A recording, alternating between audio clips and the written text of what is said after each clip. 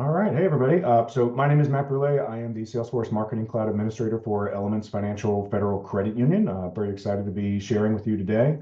We're going to talk about some common use cases for Journey Builder in banking and financial services. I'm hoping to cover upcoming sessions here for anyone who didn't catch them in the prior meeting. So that looks like there's about 3 more through the end of the month. So definitely check out that Trailblazer group for those if you're interested. And then today, I'm hoping to cover common financial services challenges in Journey Builder. So what are some things that we face as financial services professionals? I'm going to share a larger data extension framework that I have found very useful for processing records and flow into Journey Builder. We're going to talk about sweeping off cadence records. So when things kind of happen outside of our expected timelines, how do we make sure that those records are actually captured and communicated with? And then lastly, we're going to talk about product cross sells. So what are some great ways that we can get different products into the hands of our members? The first thing I was hoping to talk about was common financial services challenges using Marketing Cloud. One thing that I know a lot of us deal with are external systems and kind of relying on those to be populating data to power our journeys. You may have your core banking system, you've got your loan platform, maybe you're dealing with a mortgage servicing platform as well. There can be a lot of disjointed systems that maybe are feeding your CRM, maybe they are feeding a data warehouse, maybe they're going directly into Marketing Cloud. So there's a lot of different systems in place. So it can be challenging to kind of manage that flow between all of those systems and make sure that our email communications are clean and full of the rich data that we want them to be. Along with those various systems comes naming convention headaches. So how do we keep everything straight? You've got an application ID, perhaps. Is that the application system ID? Is that the loan application ID? Is that the member application ID? Being able to really distinguish at the Marketing Cloud level where that similarly named piece of data came from, it's going to be really important. So we're going to talk about that a little bit with our data extension setup. Contact account management. Quick interruption. Can you please start the presentation view? Not sure that I have that in this view here. It looks like I'm going to zoom in a little bit. How was that? F5. Let's see if that will do that. Yeah, I'm in a browser, so I'm not sure I'm going to get that. Okay, that's fine then. Okay. Sorry. No, all good. So contact account management, larger financial services organizations may have the ability to kind of manage larger contact accounts. For some of our smaller community banks or credit unions, that can be difficult. So how can we kind of safeguard ourselves against breaking that limit, considering that we may have external systems pushing data into our Journey Builder? Understanding communication grains. I find that this is the big thing while working with my marketing and operations stakeholders. In financial services, we may be communicating at the member level. We may be communicating at the financial account level. And even at that financial account level, we may have further subdivisions where perhaps we want to send a communication whenever an account is opened. Perhaps that's overkill. If I'm a member that is going to have 5 Christmas savings accounts, it may not make sense to send me that opening email 5 times on the same day when I open one for each of my children. So we're going to talk about that a little bit and how we can make sure that we're identifying the proper records for the communication. And then speed to troubleshooting versus the burden of record keeping. Marketing Cloud really isn't designed to be that kind of historical record keeping system. So how can we build a framework in our data extensions to keep some data around that makes sense for us to be that first point of contact to figure out why somebody maybe gotten an email, but not necessarily keeping data ongoing historically. So our first use case is going to be onboarding with external data. Northern Trail Outfitters would like to power a product onboarding journey utilizing a batch job from an external to SFMC ETL tool. So let's say maybe you've got a data warehouse that's collecting your financial services information. Maybe it's account opening from the day prior. We're going to use that tool to post data into Marketing Cloud in order to power this onboarding journey to congratulate them on opening the account. There are a couple challenges with this scenario. The record flow is mostly out of Marketing Cloud admin hands at this point. If you're not doing the segmentation within Marketing Cloud, you're kind of trusting that ETL team to have developed the proper segmentation and send you the right records for triggering. With that comes the other challenge of off-cadence records. Perhaps close of business is at 5 o'clock. You still have processes that are going to be running in the background overnight. maybe it's a batch job from your core into your CRM where this data is being sourced from, that's going to post at midnight. In that case, you may find that you've got records that are coming into Marketing Cloud after that scheduled automation kickoff. So how do we make sure that we sweep all of those records that maybe came in after that cutoff time to make sure that they're still communicated with and aren't missed? The data extension framework that I like to use, I call staging, journey, and historical. And this is going to be a 3 data extension solution using Automation Studio to power our communications. It's really a framework. You can use more data extensions if you need, but really what I like to do is to create a staging data extension where our ETL tool is going to be posting records into. It's going to be a non-sendable data extension, which is going to manage that sendable DE exposure. Your contact counts are really going to be based off of any unique contacts within a sendable data extension. So how do we make sure that our ETL tool is not necessarily posting records directly into there? If they're posting directly into a sendable data extension, that's going to count against your contact limit as soon as those records hit your system. And then separately, we're going to talk about date to SFMC, which is a stamp that I like to use. We're going to create a column and we're going to stamp records as they hit Marketing Cloud so we can confirm for our purposes when this record actually hit our system for processing. In order to move records through these 3 data extensions and into our journey, we're going to use Automation Studio. We'll build an overarching automation that is going to use SQL queries to move data from one data extension into the next. It's going to inject those records into our journey for communications. And we're going to talk about a particular bit of SQL that we can use to sweep those off-cadence records that we mentioned earlier. And the last thing we're going to talk about in this Automation Studio automation is going to be our verification activities. So how can we implement those to make sure that we don't necessarily have an email communication going out if we notice that something looks off with the amount of records that we've received? So I'm going to jump into Marketing Cloud real quick. I've created a couple data extensions here mirroring that framework. Zoom in a little bit to make it easier to see. So you can see here, I've got 3 data extensions as part of my framework here. So I've used the prefixes STG for stage, JNY for journey, and HST for historical. These are all part of a hypothetical high yield savings onboarding journey. So the staging data extension is where my ETL tool is going to be posting records directly. This is non-sendable, so it's not going to be counting against my contact count limit. And that's, again, to protect me in the event that something goes wrong and I get an unexpected number of records posted into my system from that external tool. I've got a primary key here, so that's going to make sure that I've got my unique records, and that ties back to the grain that we touched on earlier. For this particular communication, I'm going to want a concatenation of my member identifier. So that might be your contact ID, it might be a member number, really anything that you're looking for to identify the human behind this interaction. And then I'm concatenating that with my financial account ID. So again, maybe you use last 4, maybe you use a Salesforce Fin account ID, lots of different options there. But this primary key is going to tell me who is this communication going to and with regards to what account. I've got my email address here, and then I've also got my date to SFMC field. So this is a date field that I've created on the Marketing Cloud side. This is not coming from my external batch load. And I've got that defaulted to use my current date. So that's going to be timestamped on the Marketing Cloud side whenever this record posts into my system. So if we look through the records here, we can see that we've got them coming across from a couple different days and a couple different times. So it's important to recognize that when Marketing Cloud stamps this, it's going to be with that system date time.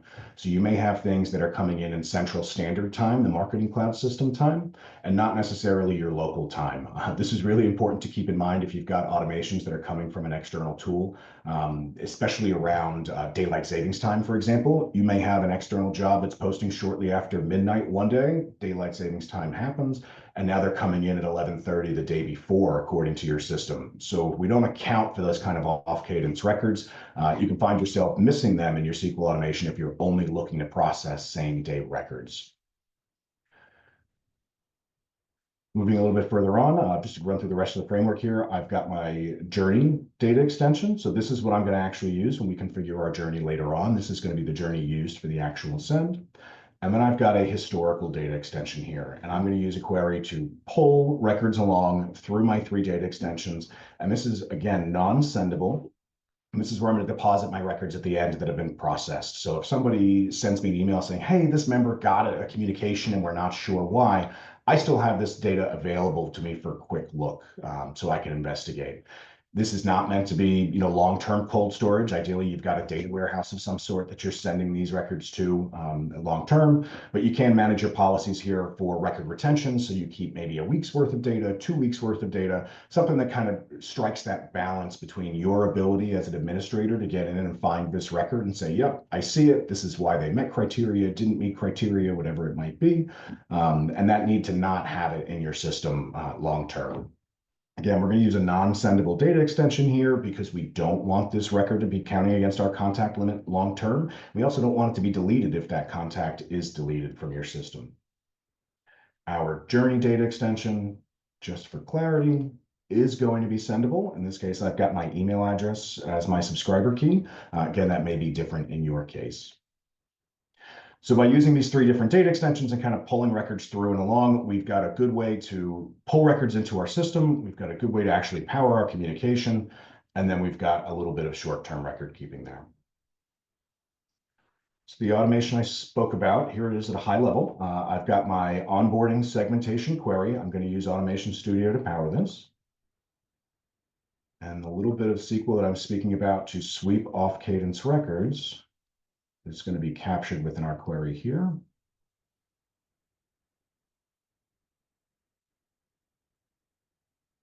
This is the challenge of doing it live. Apologies for the delay. I'm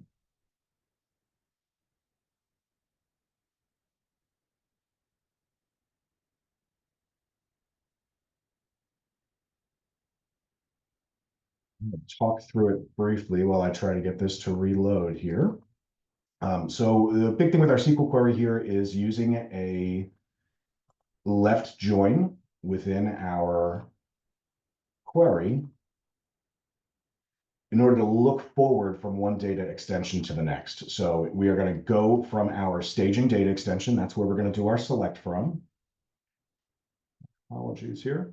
We're going to do a left join into our journey data extension. And I apologize so much that that is not loading for us right now. But at this point, what we're going to be doing is we're going to do a left join from our staging data extension, and we're going to look forward into that journey data extension. We're going to say pull in all of our records with a date to SFMC value of less than 1 through today. So that'll capture anything that's been posted into my system today when the journey is going to be kicking off, or anything that came into my system yesterday. Now, we don't necessarily want all of those records because theoretically, this automation also ran yesterday, and those records have also been processed. So we're going to add an AND clause, and our left join is going to be joining on that primary key. So we're also going to have within our where a JNY primary key is null clause. So that's going to say, give me everything from today, give me everything from yesterday, and things that haven't been processed. So this will not, if you have something posted to your system a week ago that maybe didn't get processed for whatever reason, that will not be swept up in this. So you can play with that date filter as needed in order to kind of say how far back you want to look. But that left join and that primary key join is going to allow you to say, grab me anything within that time period that hasn't already been processed. And that's going to make sure that we sweep kind of those off cadence records that hit your system, but didn't necessarily hit it within your expected time frame, whether that's due to daylight savings time, account processing cutoffs, whatever it might be. And I'll make sure to grab a copy of that query and add it to the deck before that gets shared. Let's take one more stab at it. And apologies, this is just not working here. Okay.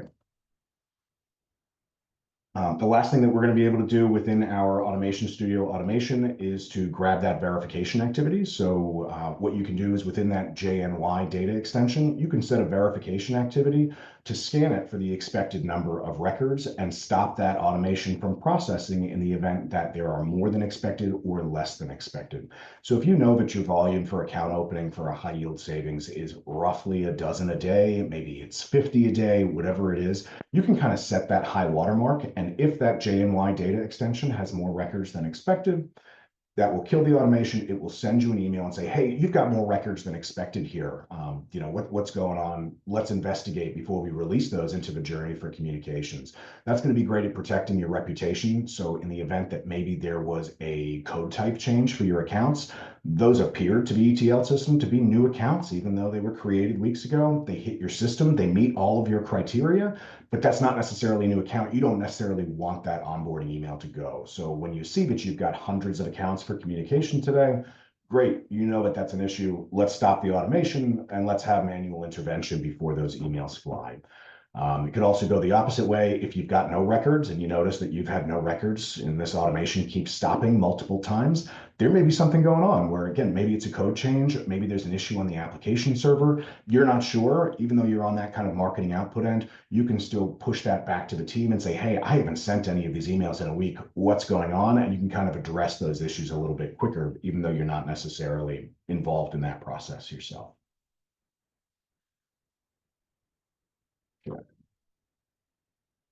So moving on to our next use case, cross-selling products. So in this use case, Northern Trail Outfitters would like to cross-sell products to their customer base. There are a couple challenges with this. The first one is identifying your product adoption. So what products do your members have? Where are you storing that information about who has which products and whether they're using them or not, and whether they may be likely to purchase another similar or dissimilar product? Another challenge is going to be simplifying your cross-sell offers. As financial services institutions, we have many, many products. So how do we kind of simplify those offers to make sure that we're not necessarily offering them the kitchen sink, right? When you put too many choices in front of someone, they may be less likely to convert. So in our case, we're going to come up with an adoption tag system. This is going to exist at your customer level. This can be created in a number of different ways and in a number of different systems. But the important thing, in my opinion, is that this exists at your member level. This can be a Boolean flag, either within your data warehouse or maybe in your CRM. It could exist on your Salesforce member, for example. Oh, thanks so much. It looks like Tim excuse me, Tim just posted a photo of that query on LinkedIn. So that's around for people who may be interested in it. But these Boolean flags, your adoption tags, can exist within your CRM. So this could be a Salesforce formula field, for example. Does this particular member have this account type? In my opinion, I like to keep them kind of broad. Does this person have a high yield savings account? Even if we have one of 4 different kinds of particular high yield savings account, I want to roll that up. Your use case may be different, where maybe you want to say, does this person have this particular private client, super special account? In that case, you may be going hyper targeting as far as your adoption tags are. But the important thing here is that it's a Boolean flag and that it exists at the member level. Using that, we're going to pair that with dynamic content blocks. These are built to be modular, so you can easily drop these into your existing communications. Maybe you've got a certificate promo running on right now, but you also know that mortgage rates just dropped. So you can add this dynamic content block in there to maybe offer them either a HELOC or a new mortgage if that's something that this customer just happens to be shopping for. So by building these to be modular, we can really kind of drag and drop those very quickly into ongoing communications where they make sense. So we don't have to build a new cross-sell engine every time we want to put a new offer out there. So to talk about these a little bit, I've got a couple different cross-sell options here. This is very simple. So for example, this is going to be my CD cross-sell. Something to have you looking for security. Certificate of deposit can be great. I've got a simple call to action button here that will take me directly to my application. Try to make this one click so you can get directly out of the email into where the member can capitalize on that opportunity if they would like to. Same thing down here, another free-form content block, pretty straightforward. This would be for a checking account, for example. Again, pretty simple CTA and a button that will take them directly to that account page or that account opening page to try to make that member experience as clean as possible. So what we can do now that we have our 2 simple content blocks is to drop them into our onboarding email. So this would be our high yield savings onboarding email from the prior use case. Dear first name, last name, thanks for opening up this account. Looking forward to servicing your account for years to come. And then when we set up our dynamic content blocks, we're going to set up our rules to actually not show this content by default. So for anybody who receives this email, let's say they don't necessarily have this account, maybe they already do, we're going to suppress that content from showing.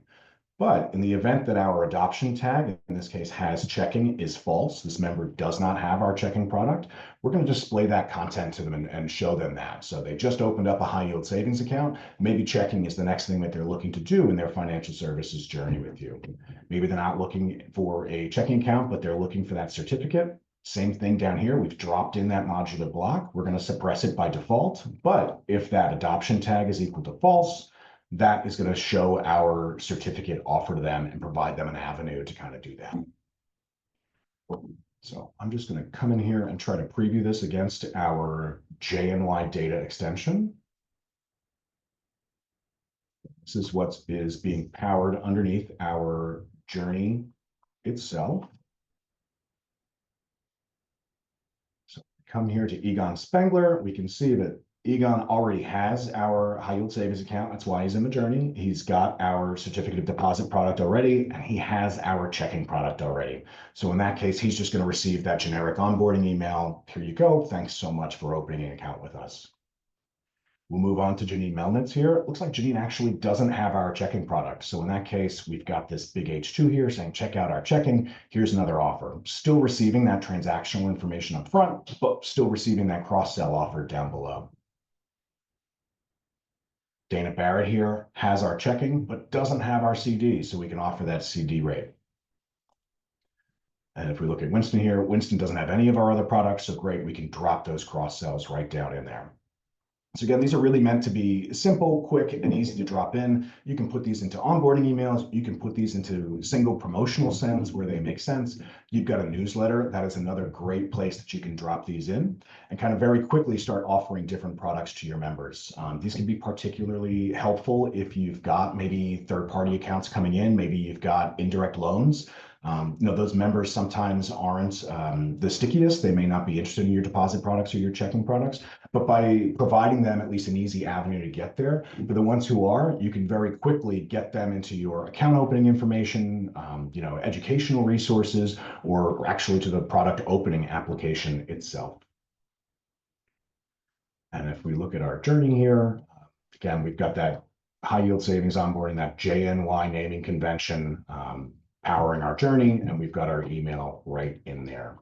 I'm going to try to get into Automation Studio one more time just to see if we can look at that automation. Unfortunately, I cannot. All right. So back to our wrap up here. Get 5 things that I think are really helpful that we've covered a little bit. That date to SFMC field, that can be really helpful for your externally sourced data. That can show you not only when things came into your system, but also perhaps when you process them. One thing that we didn't cover, so if we look at the staging data extension real quick, we've covered that we had different date to SFMCs for when this data actually hit your system. So we've got the 21st, 22nd, and a bunch of records on the 23rd. But when I ran this automation to process them and did a sweep, they didn't hit my JNY data extension until that automation collected them. So you can see here, I've got 1, 2, 3, 4, 5 records from yesterday. So Egon Spengler actually hit my staging data extension on the 22nd, was off cadence, and then got swept into my journey on the 23rd. So you can also use these as a date processed or similar to not only say when this external data hit your system, but when you actually processed it as well. So again, just a date field with that current date default value, super powerful, depending on how you want to leverage it.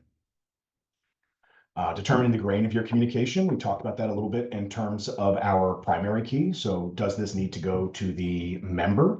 Does this need to go to a member account combination? Maybe does this need to go to a subset where it's going to the member on the account, but only if they haven't already opened this account earlier in the week, earlier in the month, whatever that time frame your use case calls for. We've also got considering whether you need to sweep off cadence records. So you've got a lot of different systems processing data at many different times. So how do you make sure, especially around compliance related communications, that you're looking back and protecting yourself? And if something hits Marketing Cloud outside of that expected sweep time, that expected automation runtime, what are you doing to check for those and make sure that you're either pulling them along or perhaps flagging them as issues? If I'm getting data posted to me a week later, that can be an issue. So I want to make sure that I'm using those queries to either pull them along or flag them and identify them for further follow-up. We talked about identifying product adoption at the customer level. Again, that tag-based adoption can be really helpful. You can make those Booleans or the logic underneath them as complex as you want, but having that simple flag, either they have it for your use case or they don't, allows you to use that dynamic content pretty simply and allows you to push that off across multiple journeys, multiple communications, and kind of give you multiple avenues into getting different products into your members' hands. That's what we've got right down here with these simple dynamic content blocks can be applied very, very broadly. I think those are the things that I was hoping to cover. Apologies again that our automation wasn't necessarily covered there. Didn't get to show that off, but if there's any questions, happy to talk about it.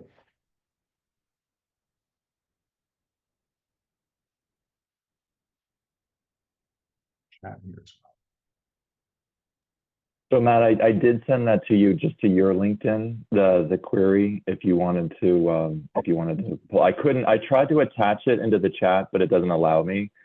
If you wanted to, because I'd love for you to walk us through, especially that where clause where you were doing the sweep. It's very cool. It's super simple, but it's super cool how you're doing the two different date checks. And then the left join, I love that logic as well.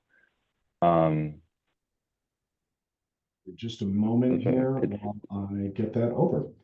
I think that's the other fun thing about being in financial services is, data security. So actually, I'm jumping back and forth between personal and professional equipment here. All right, so attach this, and then I will share that as soon as I can get it in. Any other questions? Grab that photo to share.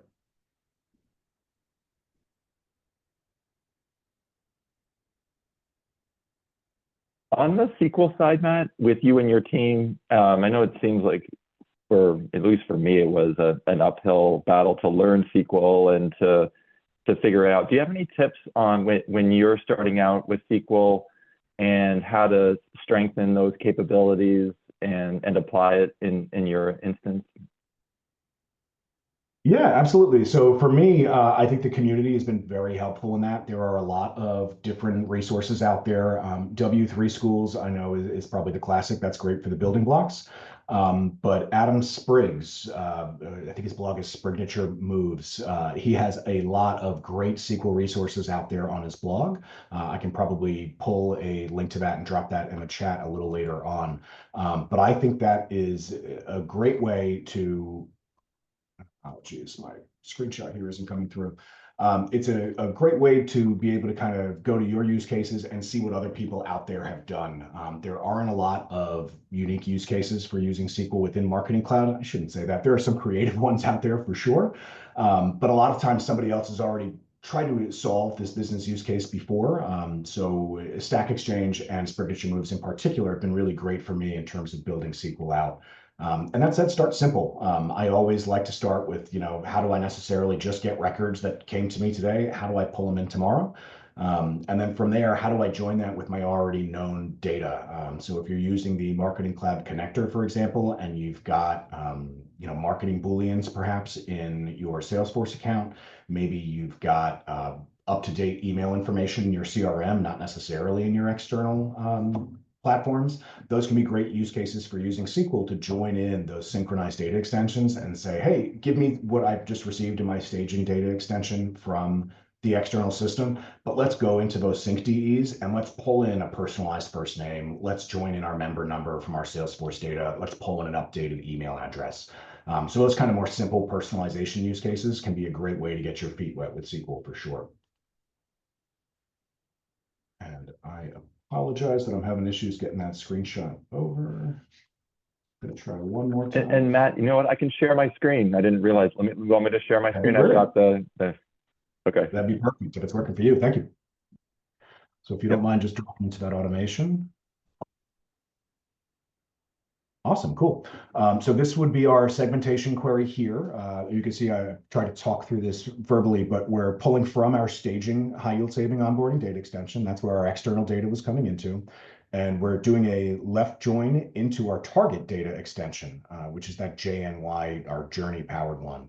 We're using that primary key. So that's going to make sure that we've got the actual member and account upsert key that we want to be pulled through. And then in that where clause, we're pulling in anything greater or equal to yesterday and less than tomorrow. So that's going to pull my records from today and yesterday. If you wanted to look back a week, that's as simple as just updating that -1 to -7. Your use case is generally going to, dictate what that needs to be. And then the final clause there, that JNY primary key, is saying in my target, this record has not been processed yet. That way you're only pulling in the records that haven't already been pulled through. One thing to keep in mind with this is that you will need to use an update data action in order to make sure that your primary key is joined. That's going to be a requirement about it. So I think this is something that Raja might be touching here, is about the verification step working, because this is going to collect records in your target data extension, that journey data extension.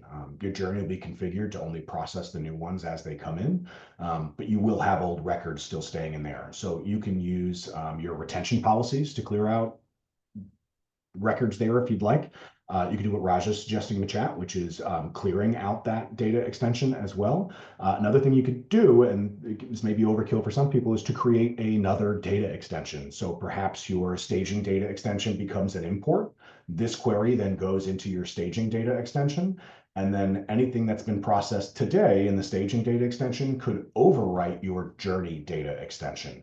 And that would give you the ability to make sure that you're only getting new data in there and running that verification activity only on your new data. So Tim, would you mind crossing out of this query just for a second, just so we can see the verification activity there? So if we look at the canvas here, we're doing that verification on our JNY data extension. And I've got that set to 50. Again, your numbers may be different. But in this case, we would end up creating a new query upstream of our JNY, where we treat everything would basically move forward one step. Your staging extension would become an import, your journey would become your staging, and then you create a new journey extension that would be overwritten daily just with the records from today. That would allow you to do a verification only on new data without the need to manually clear it or mess around with retention settings. And then I think one last thing, just while we're talking about it, that historical data extension that I've got at the end, going to be a very similar query, but I'm going to be appending. And that's going to allow me just to say, what are the records from today only? And let's append those into that historical data extension. Again, non-sendable, so in the event that that record gets deleted as part of a contact delete process, that record is going to be persistent in there. So you do want to be mindful, what data are you passing through? How long do you really want that in your system? This is not meant to be, years worth of data, long-term cold storage. You really should be pushing that out to a data warehouse or something similar. But hey, this member just got this email 4 days ago. Did we send it? Why did we send it? XYZ. You are likely going to be the first point of contact there as the Marketing Cloud admin. So having some sort of short-term storage there has been really helpful for me in my experience to kind of pull those records and be able to say why this happened or why it didn't happen. Any other questions?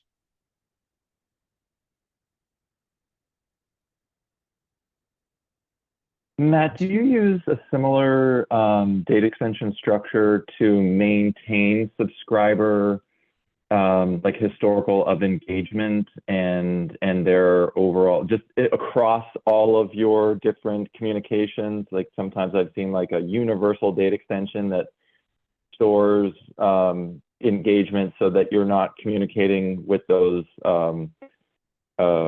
subscribers who just don't click and all of that. Can you talk a little bit about how you use that once they're in your programs? Yeah, so I don't use this framework in particularly for that. So I think for me individually, one thing that I've found successfully is keeping my engagement data from the data views. So I do end up creating copies of my data views that basically refresh daily to pull in new engagement data. I couple that with a send log to tell me who's receiving this communication, who's clicking on these communications. That's probably another session within itself. But going through your data views and knowing which job IDs are going to which members and who's actually engaging with them, like you said, Tim, is very powerful, either to make sure that you're sending follow-up communications, so targeting people who are engaging with your messages, but not necessarily converting at a product level, Or the inverse of that, like you Mm. mentioned, if they're not engaging, you know, how do we target them for either a re-engagement campaign or maybe suppression? Like you said, this may be an indirect auto loan member who really just isn't interested in any other business with us. They signed up with us through the dealer. They don't really know us from anybody else. They just want to pay their loan and end their relationship with us. So in that case, it may not make sense to continue spending significant marketing resources on reaching out to that person. So for me personally, I typically use my send log and then my data views engagement data to do that. I could certainly see this framework being transferable. So. Very cool. That's amazing. Yeah, using that data view and spend. So you're capturing that data view to avoid the 6 months when the data drops off, and just keeping that as a historical, and then leveraging that at time of send. That's awesome. Very cool. Thanks. Exactly. Yeah. And I think the other thing that's great about that is if you do, you know, you're fortunate enough to have, you know, a business intelligence team, you can then take those extracts and deliver them over to them for, you know, looking at in Snowflake, Tableau, whatever it might be. You know, I know a lot of us admins kind of have our hands in a lot of different projects at once. So if you've got a dedicated analysis team, you can get that data over to them and let them kind of do the analysis portion of it. And then again, post that back into you, you know, for the actual communication portion. So I've definitely had some success with that as well.